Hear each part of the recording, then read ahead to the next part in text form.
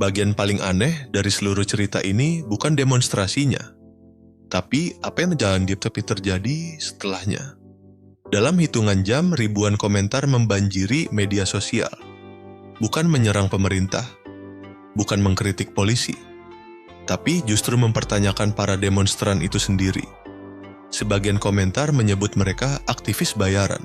Sebagian lain menilai mereka sedang dimanfaatkan oleh kepentingan politik. Dan banyak orang mulai bertanya satu pertanyaan yang jauh lebih besar.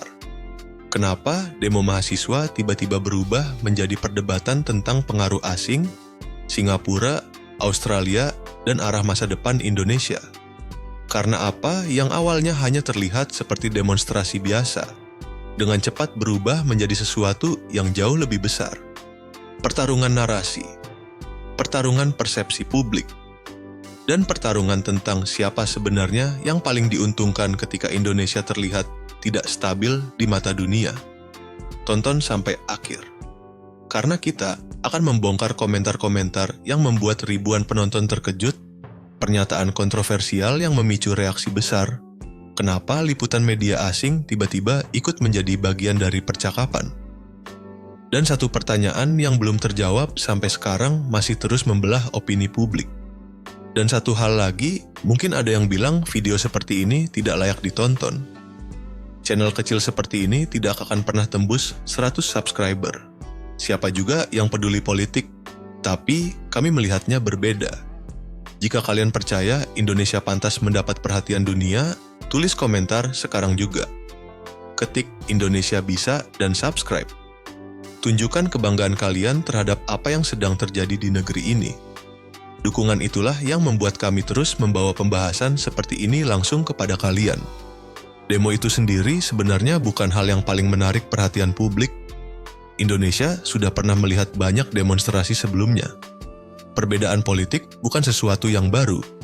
Kritik publik adalah bagian dari setiap demokrasi. Tapi kali ini ada sesuatu yang terasa berbeda. Saat rekaman aksi menyebar di internet, reaksi dari masyarakat biasa muncul sangat cepat. Dan yang mengejutkan, banyak dari reaksi itu bukan dukungan untuk para demonstran. Sebaliknya, kolom komentar justru dipenuhi kritik.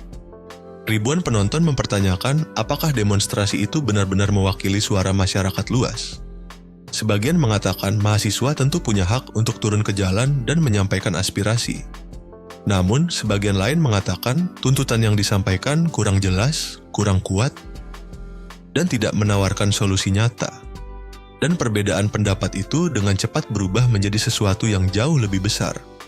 Karena orang-orang tidak lagi hanya memperdebatkan demonya. Mereka mulai memperdebatkan motivasi di baliknya. Salah satu argumen yang paling banyak dibahas berfokus pada ekonomi. Beberapa komentator menunjuk pada pengurangan belanja pemerintah, kebijakan subsidi BBM, dan program bantuan pangan. Mereka berpendapat bahwa meskipun tantangan ekonomi masih ada, tidak tepat jika mengatakan pemerintah sama sekali tidak melakukan apa-apa. Pendukung pandangan ini mengatakan kritik seharusnya didasarkan pada bukti yang rinci, bukan hanya slogan. Namun pihak yang mendukung aksi membantah. Mereka mengatakan keresahan publik memang nyata, dan demonstrasi adalah cara yang sah untuk menyampaikan kekhawatiran. Dan disitulah perdebatan menjadi semakin panas. Bukan semata-mata karena demonya, tetapi karena kedua pihak merasa sedang membela Indonesia. Lalu muncul kontroversi lain, liputan media asing. Laporan tentang demonstrasi di Indonesia mulai beredar secara internasional. Bagi sebagian pengamat, ini sepenuhnya normal.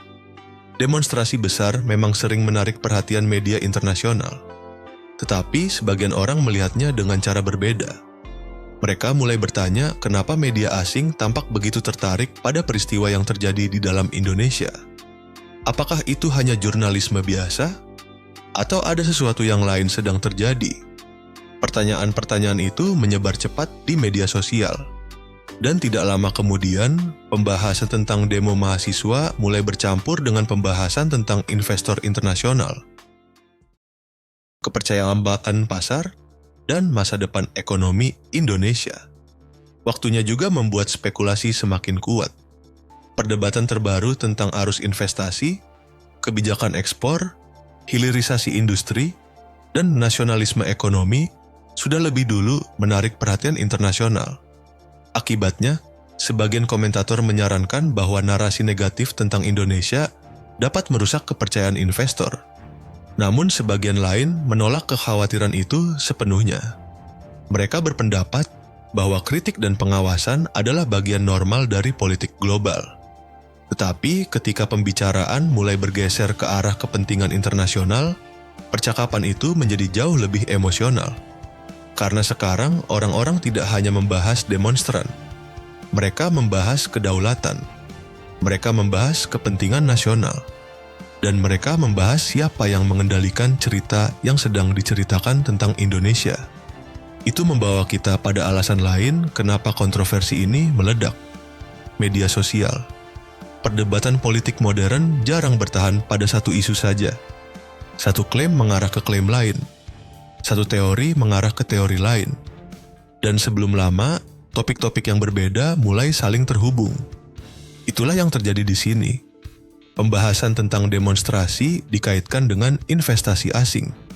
Investasi asing dikaitkan dengan persaingan ekonomi. Persaingan ekonomi dikaitkan dengan negara-negara tetangga. Dan tiba-tiba, sebuah demo mahasiswa berubah menjadi perdebatan geopolitik. Sebagian orang melihat bukti adanya narasi yang terkoordinasi. Sebagian lain hanya melihatnya sebagai kebetulan. Tetapi terlepas dari pihak mana yang didukung orang-orang, satu hal menjadi mustahil diabaikan. Kepercayaan publik telah menjadi medan perang yang sesungguhnya. Karena begitu orang mulai mempertanyakan motif, setiap tindakan menjadi kontroversial. Setiap pernyataan menjadi mencurigakan. Dan setiap headline menjadi bagian dari argumen yang lebih besar. Inilah alasan kenapa kolom komentar menjadi sangat penting. Komentar-komentar itu mengungkap sesuatu yang lebih dalam daripada sekadar perbedaan politik. Komentar-komentar itu menunjukkan betapa terbelahnya opini publik. Banyak komentar menyatakan frustrasi terhadap demonstrasi secara umum. Sebagian membela hak mahasiswa untuk berbicara. Sebagian menuntut tindakan lebih tegas terhadap provokator. Sebagian lain memperingatkan agar kritik yang sah tidak diabaikan. Yang muncul bukan sekadar perdebatan sederhana antara demonstran dan pendukung pemerintah. Sebaliknya, ini menjadi perdebatan tentang bagaimana Indonesia seharusnya menyelesaikan masalahnya. Lewat demonstrasi, lewat pemilu, lewat diskusi publik, atau lewat reformasi kebijakan yang dijalankan secara bertahap. Orang yang berbeda memberikan jawaban yang berbeda pula. Dan itulah mengapa emosinya menjadi sangat kuat, karena setiap pihak percaya bahwa mereka sedang bertindak demi kepentingan terbaik negeri ini. Sementara itu, satu kekhawatiran lain terus muncul dalam pembahasan. Kemungkinan adanya provokator. Pihak berwenang sesekali memperingatkan bahwa demonstrasi damai bisa disusupi oleh individu yang mencari konfrontasi atau kekerasan. Setiap kali insiden terjadi, kekhawatiran ini langsung menjadi bagian dari percakapan publik. Pendukung demonstrasi berpendapat bahwa beberapa individu yang membuat gangguan tidak boleh dijadikan alasan untuk menilai seluruh gerakan. Kritikus berpendapat bahwa ketidakstabilan dapat menciptakan risiko bagi warga biasa dan pelaku usaha. Sekali lagi, kedua pihak mengklaim sedang melindungi Indonesia.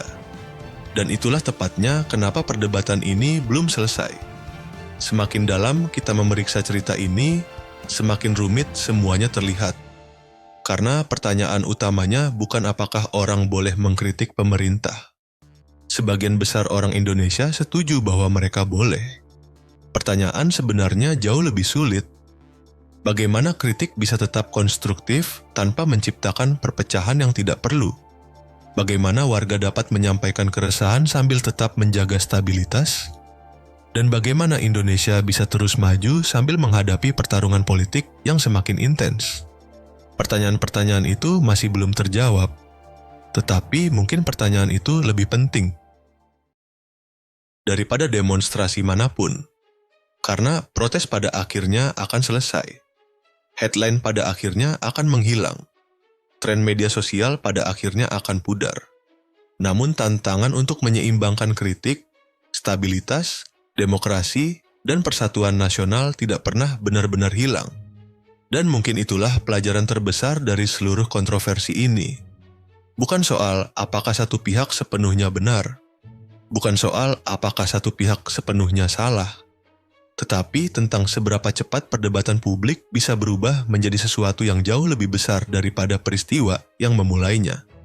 Apa yang dimulai sebagai demo mahasiswa berubah menjadi percakapan nasional, percakapan tentang kepercayaan, percakapan tentang pengaruh, percakapan tentang masa depan Indonesia.